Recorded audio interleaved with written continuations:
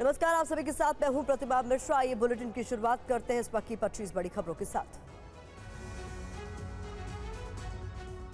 आज 13 राज्यों की 88 लोकसभा सीटों पर दूसरे चरण का मतदान जारी। शाम 6 बजे तक वोटिंग होगी। दूसरे चरण में 16 करोड़ मतदाता मत डालेंगे। बंगाल के मालदा में पीएम मोदी की चुनावी रैली। पीएम ने कहा, पहले चरण के मतदान में कांग्रेस टीएमसी पस्त हो गए, अब दूसरे चरण के मतदान में ये ध्वस्त हो जाएंगे। पीएम ने मालदा में चुनावी जनसभा के बाद रोड शो भी किया। पीएम ने जनता से कहा, कांग्रेस आपकी संपत्ति पर 55% टैक्स लगाएगी और आपकी संपत्ति को अपने वोट बैंक में बांट देगी।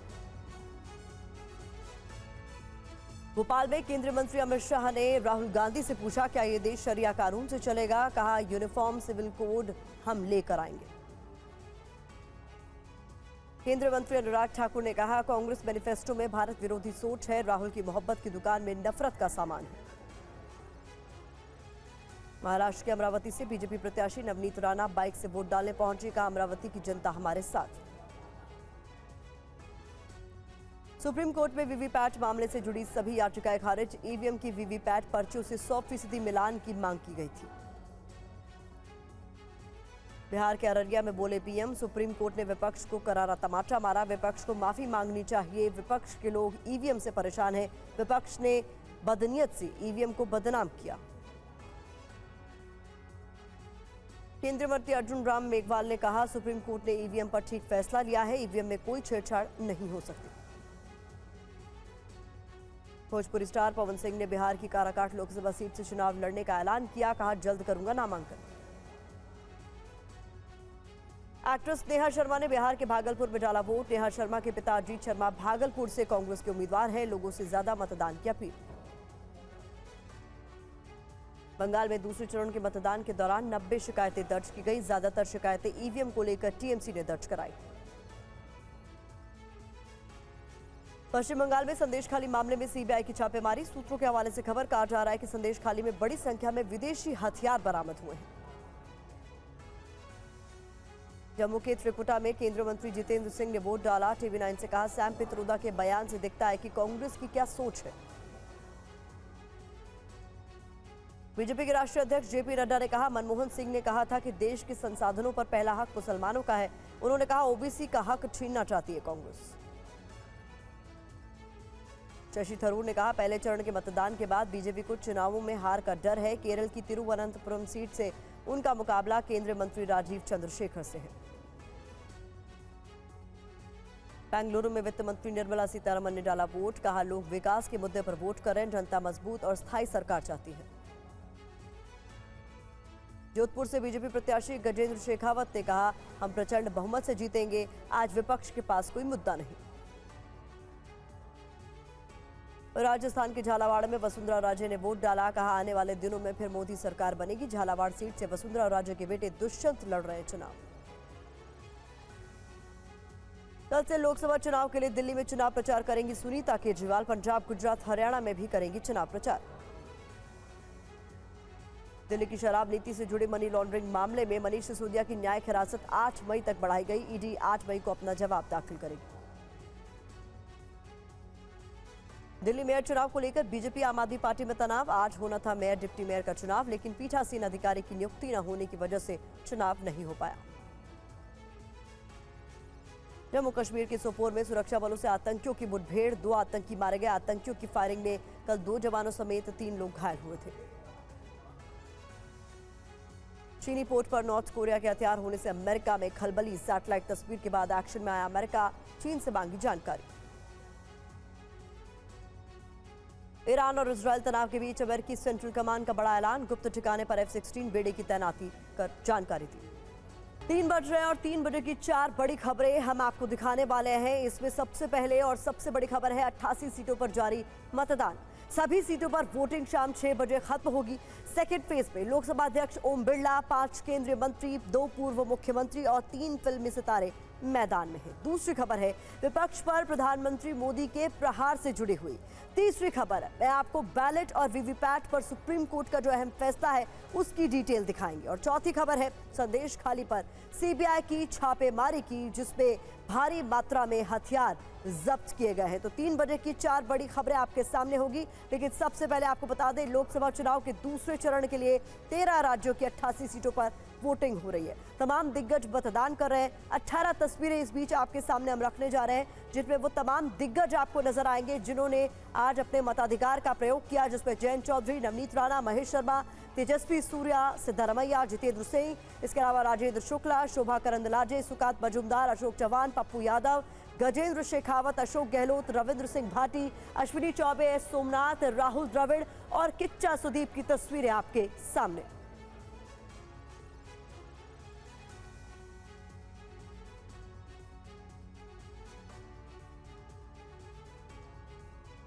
उधर ईवीएम पर फैसले के बाद पीएम मोदी का पहला बयान भी सामने आया है। पुराना दौर लौटकर वापस नहीं आएगा, प्रधानमंत्री मोदी की तरफ से कहा गया है। सुप्रीम कोर्ट ने करारा तमाचा मारा है। बदनीयत से ईवीएम को बदनाम किया गया, विपक्ष को माफी मांगनी चाहिए।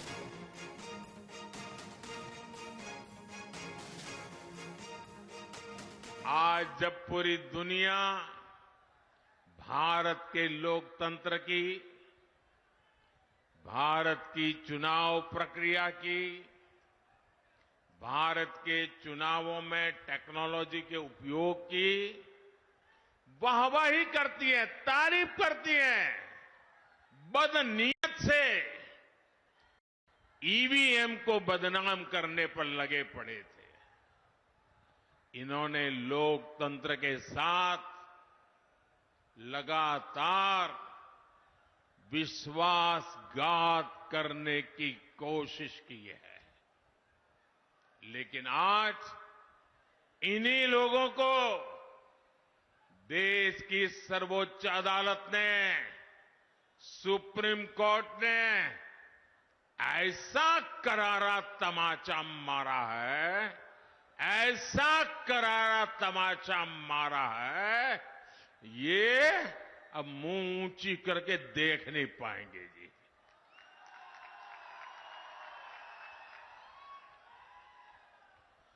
भाइयों बहनों, आज का दिन लोकतंत्र के लिए शुभ दिन है। आज का दिन लोकतंत्र के लिए विजय का दिन है। मेरे साथ मैं नारा बुलवाता हूं, बोलिए। मैं कहूंगा लोकतंत्र, आप कहे जिंदाबाद जिंदाबाद। लोकतंत्र। तो सुप्रीम कोर्ट के फैसले को विपक्ष के मुंह पर करारा तमाचा प्रधानमंत्री मोदी ने बताया। सुप्रीम कोर्ट का फैसला क्या है, आप जरा जल्दी से इसको भी समझ लीजिए। बता दें आपको, बैलेट पेपर से मतदान की मांग को आज सुप्रीम कोर्ट की ओर से खारिज कर दिया गया है। इधर ईवीएम और वीवीपैट का 100% मिलान नहीं होगा, सुप्रीम कोर्ट ने अपने फैसले में भी साफ कर दिया है। सिंबल लोडिंग यूनिट को सील किया जाएगा। इसके अलावा 45 दिन तक वीवीपैट की पर्ची सुरक्षित होगी। जानकारी है कि नतीजों के 7 दिन के अंदर जांच की अपील और इसके अलावा उम्मीदवारों को जांच का खर्च जो है वो खुद उठाना होगा। साथ ही साथ सिस्टम पर पूरी तरह विश्वास से गैर जरूरी शक पैदा होता, ये तमाम बातें कही गई।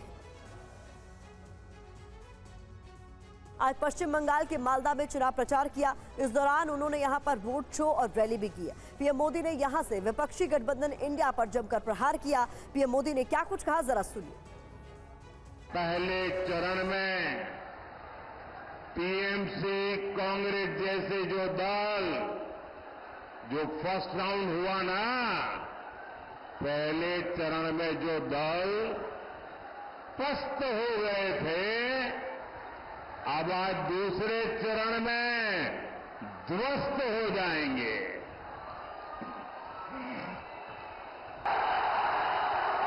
आप इतना प्यार दे रहे हैं, इतना प्यार दे रहे हैं, ऐसा लगता है या तो पिछले जन्म में मैं बंगाल में पैदा हुआ था, या तो अगले जन्म में बंगाल की किसी मां के गोद से पैदा होने वाला हूं। शायद इतना प्यार कभी नसीब नहीं होता भाइयों।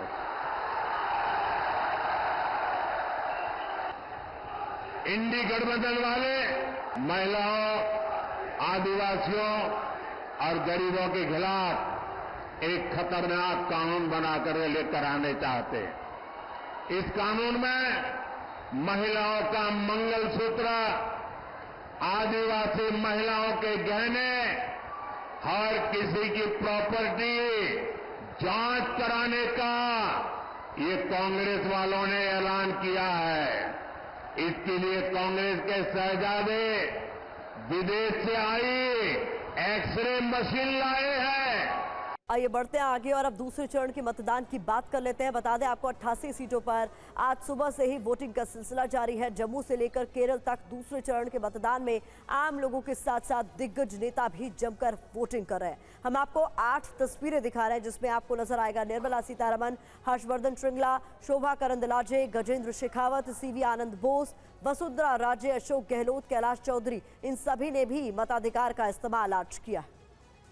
और इस बीच देखिए TV9 के संवाददाता ग्राउंड जीरो पर मौजूद हैं। एक एक कर तमाम संवाददाता हमारे साथ जुड़ रहे हैं। जम्मू से हमारे साथ अंकित भट्ट जुड़ रहे हैं, तिरुवनंतपुरम से कुमार विक्रांत ने हमें ज्वाइन कर लिया है, मथुरा से शिवांग माथुर, बेंगलुरु से सुरभि शर्मा, अमरावती से राजीव सिंह, बाड़मेर से हमारे साथ हमारे सहयोगी ध्वज आर्या जुड़ेंगे, गाजियाबाद से अभिजीत ठाकुर जुड़ेंगे, सुमंत कुमार मथुरा से हमारे साथ सीधे जुड़ चुके हैं। तो एक एक कर अपने सभी सहयोगियों का मैं रुख करना चाहूंगी। सबसे पहले सुमंत, मैं आपका रुख करना चाहूंगी। अगर हम बात करें मथुरा की तो वहां पर किस तरीके की फाइट आपको नजर आ रही है? अरुण गोविल से आपकी बातचीत हम लोगों ने सुनी थी।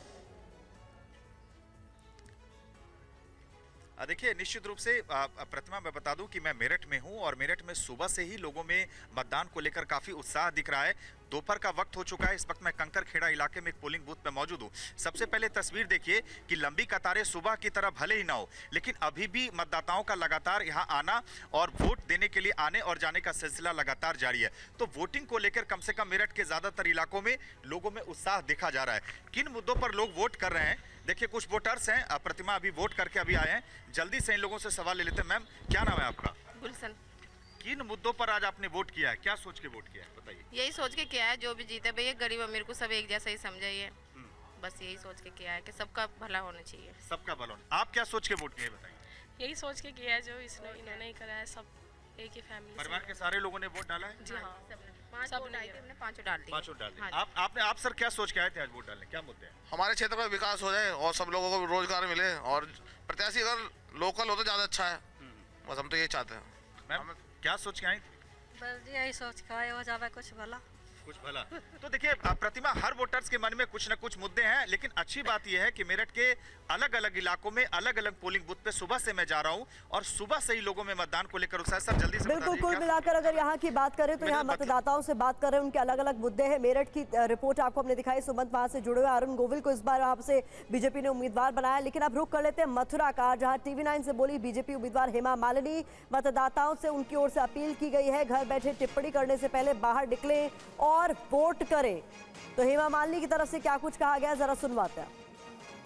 लोकसभा चुनाव का दूसरे चरण का मतदान आज हो रहा है। मथुरा में इस वक्त हैं और यहां से प्रत्याशी हेमा मालिनी हमारे साथ हैं। हेमा जी, लगातार 10 साल से आप यहां पे सांसद हैं और तीसरी बार बीजेपी ने आपको टिकट दिया है।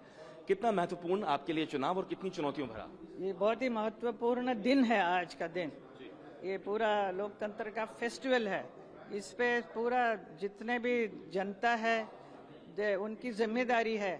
ये ऐसा बैठ के घर में बोल नहीं सकते हैं कि ये ठीक नहीं है। They can't criticise, they have no right to do that unless they vote for us.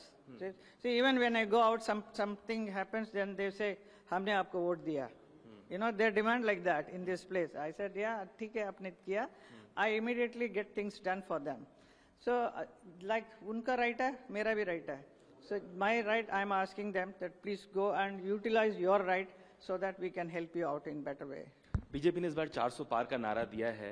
ऐसे में आरएलडी भी इस वक्त आपके साथ है, यहाँ पे पहले आपके विपक्ष में थे। इससे कितनी ताकत बढ़ी है, कितनी मजबूती मिली है उत्तर प्रदेश में पार्टी? डेफिनेटली बढ़ी है। उनके आने से बहुत ही अच्छा बढ़िया हुआ है। ये बहुत सोच समझ कर ही हमारे लीडर लोगों ने किया है। तो मतदाताओं से अपील कर रही है हेमा मालिनी की घरों से बाहर निकले, अपने मताधिकार का इस्तेमाल करें। ये साउथ बेंगलुरु आपको लिए चलते हैं। सुरभि शर्मा हमारी संवाददाता वहां से हमें ज्वाइन कर रही है। आपकी अलग अलग रिपोर्ट्स हमने देखी। सुरभि, क्या वो मुद्दे हैं जिनको दिमाग में रखकर जनता आज बाहर निकली है वोट करने के लिए? साउथ बेंगलुरु की बात करें तो कहा जा रहा है 2 युवाओं के बीच यहाँ टक्कर। बिल्कुल, साउथ बेंगलुरु में तो फिलहाल आपने देखा था कि किस तरीके से मैंने, हालांकि दक्षिण में सबसे पहले मैंने जाकर जिस तरीके से यहाँ पर सूर्य से बात की थी, उन्होंने ये साफ तौर पर कहा था कि वो अपनी जीत को लेकर बहुत कॉन्फिडेंट है। प्रतिमा, एक अपडेट दे देती हूँ, सेंट्रल बेंगलुरु की तरफ मैं रुक कर चुकी हूँ और सेंट्रल बेंगलुरु की जब मैं बात करती हूँ तो यहाँ पर देखिए किस तरीके से टेक सिटी को टैंक सिटी बना देने के भी आरोप लगाए जा रहे हैं। यही के लोग वोटर्स इस वक्त हमारे साथ है। किस तरीके के इश्यूज को कंसिडर करते हुए आप इस बार वोट कर रहे हैं, या क्या थॉट है आपका वोट करने के लिए? हमारा थॉट तो यही है, देखिए कि हम जहाँ पर रहते हैं, we are an IT city है ना, एंड मैं यहाँ बेलंदुर कॉन्स्टिट्यूंसी में रहती हूँ। We are one of the highest individual tax payer constituency in the country. तो भाई हमें बेटर इंफ्रास्ट्रक्चर तो सबसे पहले चाहिए, and we need more transparency between the residents, the citizen and the government. More transparency, वो ट्रांसपेरेंसी क्या अभी तक नहीं है, इसीलिए आप वोटर्स इस बार इशू बेस्ड की बात कर रहे हैं और इसी लिहाज से वोट करने के? एब्सोल्युटली, मुझे लगता है इशू बेस ही डिस्कशन होना चाहिए, इशू बेस ही वोटिंग होनी चाहिए। अगर हम हर बार रिलीजन के बेस पे वोट करते रहेंगे तो then I think it is not good. तो वो कॉन्फिडेंट है पीएम मोदी फैक्टर को देखते हुए कि किस तरीके से प्रधानमंत्री ने भी दक्षिण पर फोकस करते हुए बड़े स्तर पर प्रचार किया है? आप क्या सोचते हैं? बातें बहुत हो गई, अब काम किया जाए। काम किया जाना चाहिए। आप कह रही हैं कि इश्यूज पर फोकस करना अभी भी जरूरी है? बिल्कुल बिल्कुल, बहुत इश्यूज है यहाँ पे अगर देखा जाए तो।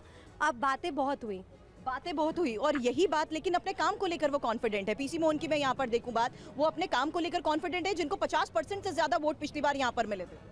काम यहाँ पर पानी की इतनी ज़्यादा प्रॉब्लम है, हम इतनी रेजिडेंशियल सोसाइटी में रहते हैं, वहाँ पर भी पानी की प्रॉब्लम है। Infrastructure development, roads are not well connected, traffic में we are stuck in so much traffic, तो ये काम करना जरूरी है। आप क्या कहना चाहेंगे? तीन इश्यूज हैं मेरे हिसाब से। एक तो वाटर प्रॉब्लम जो इतनी ज्यादा तो कुल मिलाकर जो मुद्दे हैं जिनके आधार पर जनता आज वोट करने निकली है, हमारे संवाददाताओं से बातचीत में वो तमाम मुद्दे सामने रख रहे हैं। और इस बीच आपको लिए चलते हैं जम्मू, हमारे संवाददाता अंकित भट्ट वहां से हमारे साथ जुड़े हुए। अंकित, बताइए अपने आसपास आप क्या कुछ देख पा रहे हैं? अब ज्यादा वक्त बचा नहीं, ऐसे में मतदाता क्या बड़ी तादाद में पोलिंग बूथ का रुख कर रहे हैं?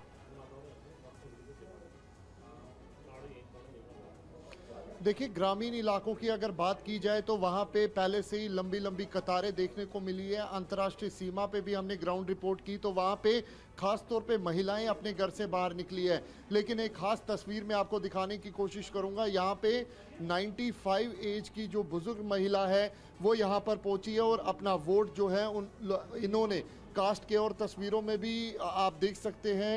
और इन्हीं से बात करेंगे। माता जी, हर साल वोट डालते हैं? हर साल डालते हैं। क्या वो मुद्दे हैं जिनको लेकर आज आपने वोट डाला? विकास? राम मंदिर जिन्हें बनाया उन्हें ये वोट डाले। जिन्होंने राम मंदिर बनाया? हाँ, उन्हें ये पाया। हर साल माता जी को लेके आते हैं? खुद नहीं आती हैं। क्या बोले? किसके लिए? वोटिंग के लिए। वोटिंग के लिए राम मंदिर मुद्दा है उनका कि राम मंदिर हमारा बना, राम आए जी, तो उनकी वजह से किया है सारा। तो जैसे कि आपने भी वोट डाला अभी, जम्मू कश्मीर की अगर बात की जाए तो विकास को लेकर वोट डाल के लिए, विकास के लिए है। तो देखिए, बहुत से मतदाता इस वक्त पोलिंग बूथ का रुख कर रहे हैं। 3 घंटे से भी कम का वक्त बचा है वोटिंग के लिए। ऐसे में TV9 भारतवर्ष भी लगातार अपील कर रहा है कि आप घरों से बाहर निकलिए अगर आज आपके संसदीय क्षेत्र में मतदान हो रहा है। तो अंकित भट्ट हमारे संवाददाता ने आपसे कुछ देर पहले केंद्रीय मंत्री जितेंद्र सिंह से खास बातचीत की, आपको सुनवाते हैं।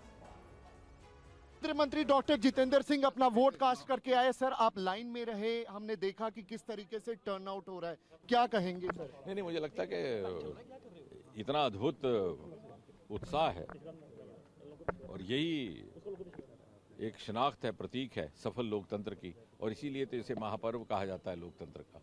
सर, जिस तरीके से साउथ को अगर बात की जाए तो वहां पर राहुल गांधी कह रहे हैं कि हम लीड कर रहे हैं, क्या कहेंगे इसको? नहीं, वो तो स्वयं अपनी सीट पर भी थोड़े से इस समय डगमगाए हुए हैं, तो मुझे लगता है कि पत्रकार मित्र उस पर बेहतर टिप्पणी कर सकते हैं जो प्रत्यक्ष रूप से वो देख रहे हैं। एक आखिरी सवाल, सैम पित्रोदा ने जिस तरीके से बयान दिया, आपने स्टेटमेंट भी देखा होगा और उसके बाद रिएक्शन भी आए, किस तरीके से देखते हैं? नहीं, वो तो हम पहले भी कह चुके हैं पार्टी की ओर से भी, और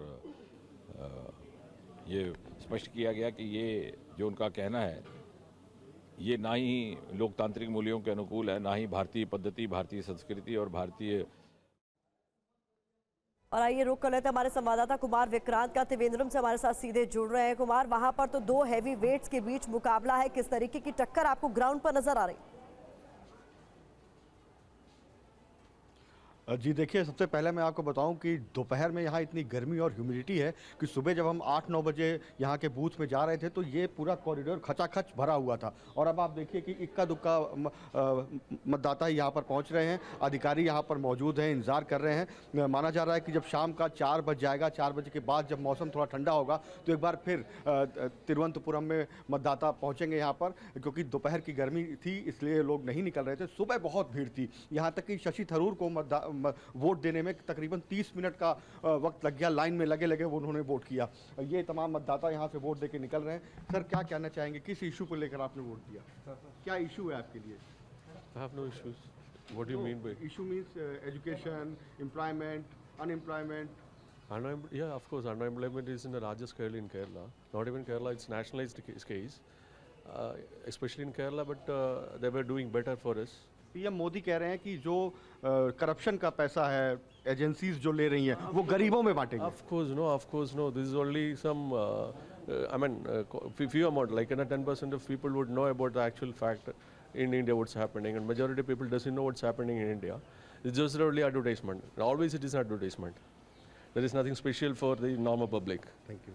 तो सुबह से भाई साहब, आप सुबह से लगातार यहाँ पर लगे हुए हैं, सब कुछ शांत हो रहा है, सब कूल जी, यही तो सब कूल है, शांति। देखिए, सबके अपने अपने मुद्दे हैं और उन्हीं जनता से बात करके मुद्दे क्या है इस चुनाव के जानने की कोशिश हमारे संवाददाता लगातार कर रहे हैं। TV9 संवाददाता कुमार विक्रांत से त्रिवेंद्रम से बीजेपी के उम्मीदवार और केंद्रीय मंत्री राजीव चंद्रशेखर ने कहा कि पीएम मोदी देश को विकास के रास्ते पर ले जा रहे हैं। पूरी बातचीत आपको सुनवाते हैं। सर, शशि थरूर कह रहे हैं कि वो चौथी बार जीतेंगे और राजीव चंद्रशेखर अगर चाहें तो 4 जून तक खुश हो सकते हैं। ठीक है, उनको कहने दीजिए। 15 साल 3 बार लोगों ने मौका उनको दिया है और उन्होंने कुछ काम नहीं किया है, और वो सोचते हैं कि उनका जो अपीजमेंट के राजनीति और जो लोगों को डराने वाले वो राजनीति करते हैं कांग्रेस, उससे वो एक और बार जीतेंगे। नहीं हो सकता। ये लोग पहचान चुके हैं कि कांग्रेस और एलडीएफ दोनों मिलकर भी, इंडिया अलायंस में अगर मिलजुल कर भी, उनके लोगों के जीवन में जो इतने सारे कठिनाइयां हैं, उनके जो उनके इतने सारे मुश्किलें हैं, वो 15 साल नहीं उनको सुलझा पाए। अभी क्या करेंगे, तो लोग पहचान गए हैं। और ये एक बहुत, मैं मानता हूँ, तिरुवनंतपुरम की हिस्ट्री में बहुत ही अहम चुनाव होगा, जहाँ पर चेंज, यानी कि हिंदी में क्या कहते हैं, बदलाव होगा। और मुझे पूरा यकीन है कि लोग बदलाव चाहते हैं, चेंज चाहते हैं, और वो उनको चेंज, जब वो चाहते हैं ये बदलाव और चेंज, उनको बदलाव और चेंज मिलेगा। तो शशि थरूर से इनका मुकाबला, और क्या कह रहे थे आपने सुना। और इस बीच आपको लिए चलते हैं मथुरा, वहां पर किस तरीके का मुकाबला देखने को मिल रहा है बताने के लिए शिवांग माथुर हमारे साथ जुड़ गया। और क्या मुद्दे मथुरा के लोगों के इस बार के चुनाव में? देखिए प्रतिमा, मथुरा में इस बार त्रिकोणीय मुकाबला है, जहां पे भाजपा की कैंडिडेट हेमा मालिनी हैं, पिछले 10 साल से सांसद हैं। वहीं उनकी एक अपनी पॉपुलैरिटी भी है एज एन एक्ट्रेस, यहाँ मथुरा के अंदर लोगों को काफ़ी पसंद करते हैं। वहीं दूसरी ओर अगर अब देखा जाए तो बीएसपी ने भी अपना एक उम्मीदवार उतारा है, वहीं इंडिया गठबंधन की तरफ से कांग्रेस का एक उम्मीदवार भी यहाँ पे उतरा है। लेकिन जिस तरीके का माहौल हमने मथुरा में सुबह से देखा है, उससे पता चलता है कि कहीं ना कहीं बीजेपी की पॉपुलैरिटी और ख़ास तौर पे हेमा मालिनी की पॉपुलैरिटी काफ़ी ज़्यादा है। लेकिन बड़ा विषय ये है इस बार कि चुनाव में देखने को मिल रहा है कि जिस प्रकार से चिलचिलाती गर्मी है, और ख़ास तौर पे 11-12 बजे से लेकर 4 बजे तक का जो समय है, इस वक्त मैं एक पोलिंग बूथ पे हूँ। यहाँ आप देखें बहुत कम लोग मौजूद हैं, कुछ लोग ज़रूर एक एक करके यहाँ पे आ रहे हैं।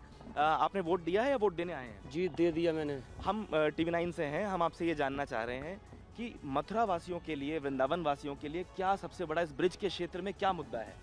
सबसे बड़ा मुद्दा तो ये है कि गली गली में ये खरंजा उखड़े पड़े हैं, इनको कोई संभालने वाला नहीं है। क्या चीज़ उखड़े हुए हैं? खरंजे, गली। अच्छा, गली की सड़कें।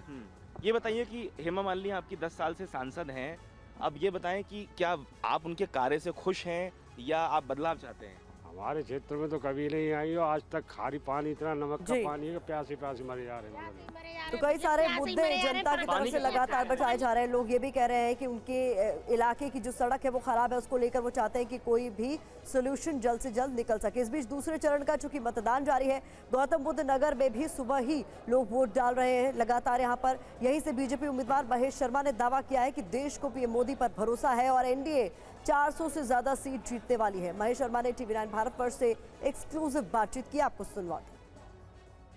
दूसरे चरण का मतदान चल रहा है, इस दौरान आपको क्या लगता है कि इस बार वोट बम्पर पड़ेंगे?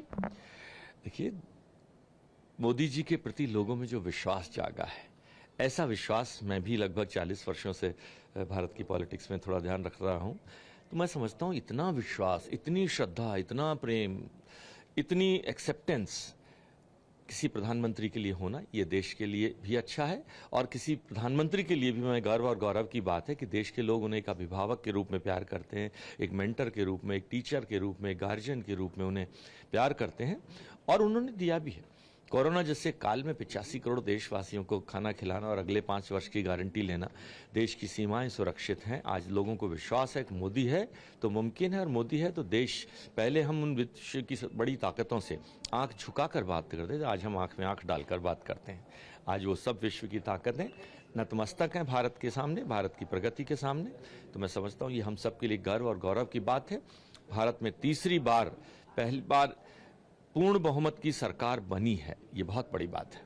सर, पिछली बार गर्मी बहुत ज़्यादा थी, जैसा कि चुनाव आयोग की तरफ से भी आया था कि एक बड़ा कारण ये था कि गर्मी ज़्यादा होने की वजह से लोग कम वोट डालने पहुंचे। देखिए, भारत के लोग 48 डिग्री टेम्परेचर में काम करने के आदी हैं। ये भारत ही है जहाँ -6 डिग्री टेम्परेचर भी होता है और 48 डिग्री भी टेम्परेचर होता है। यहाँ के लोग आदी हैं, या गर्मी सर्दी को ध्यान नहीं रखा जाता। हाँ, ये बात मैं मानता हूँ कि पिछले बार फसल कटाई का समय चरम पर था, तो वह दिक्कत जरूर थी। सर, क्या इस मुकाबले में किसको मानते हैं आप अपने? देखिए, मुकाबले में कोई भी नहीं है।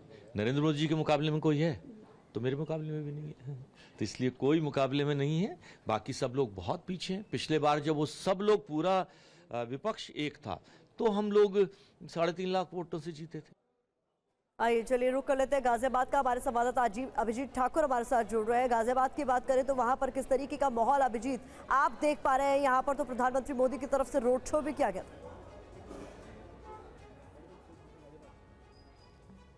जी बिल्कुल, देखिए गाजियाबाद में जो वोटिंग परसेंटेज है वो पिछली बार 55% के आसपास रहा था और इस बार भी उसी के अराउंड रहने की जो गुंजाइश दिख रही है, क्योंकि आप देख सकते हैं कि पोलिंग बूथों पर दोपहर 11 बजे के बाद से और अभी तक ज़्यादा भीड़ आपको दिखाई नहीं देगी। हालांकि ये वैशाली सेक्टर 1 का जो पोलिंग बूथ है, यहाँ पर लगातार लोगों का आना जाना यहाँ पर जारी है, मतदान यहाँ पर लगातार चल रहा है। तो इस बूथ पर लोग उम्मीद जता रहे हैं कि 60% से ज़्यादा मतदान हो सकता है। लेकिन अगर गाजियाबाद ओवरऑल अगर हम बात करें तो 3 बजे तक 40% के आसपास मतदान यहाँ पर हो चुका है और 55 से 56% के बीच में ये मतदान रहने वाला है। जितने भी बूथों से हमारे पास जानकारी सामने आ रही है, उनका कहना है लोगों का कि जितना परसेंटेज पिछली बार रहा था उसी तरह का उत्साह यहाँ पर इस बार भी देखने को मिल रहा है। तो जैसा कि उम्मीद की जा रही थी कि इस बार शायद वोटिंग परसेंटेज गाजियाबाद में बढ़े, उस तरह की बात यहाँ पर नजर नहीं आ रही है। कुछ बूथों पर, चूंकि रेजिडेंशियल सोसाइटी से घिरा हुआ ये वैशाली सेक्टर 1 का बूथ है, यहाँ पर चारों तरफ घनी आबादी है और रेजिडेंशियल सोसाइटी है, उसकी वजह से भी यहाँ पर संख्या में ज्यादा